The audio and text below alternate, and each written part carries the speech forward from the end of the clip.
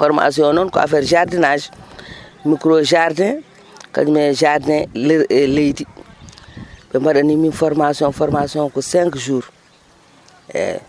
micro jardinage ko hande min mbatta ɗum koye dow taaɓe watte affaire o fof koye dow taabal watte soit mbaɗa e pan soit mbaɗa e pneu jardin nder jardin ga e one min mbaɗi ɗum no awirte ɓe kolli min no leydi ndi ñolnirte ɓe kolli min no pépiniére uji ɗi pewnirte kadi ɓe kolli min rewɓe département o caɗele mumen ko formation ngaji so mbaɗama ala suivi ɗo kam micro jardinage o so jomumen jolama wadde suivi ene mbawi wadde suivi kono kanta ko transformation ngaji ɗi suivi muɗum wondi ko matériel uji ɗi ngalaɗo wona matériel uji ngalaɗo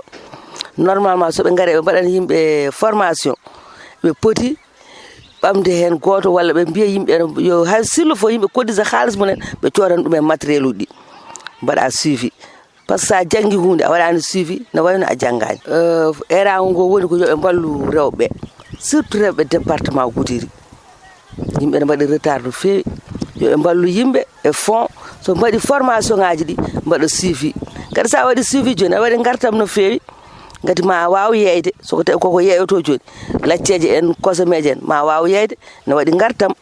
sa waɗanama formation sa waɗanama suivi ɓe mballi yimɓe e matériel uji yimɓe ne cohli ɗum no fewi ɗum moom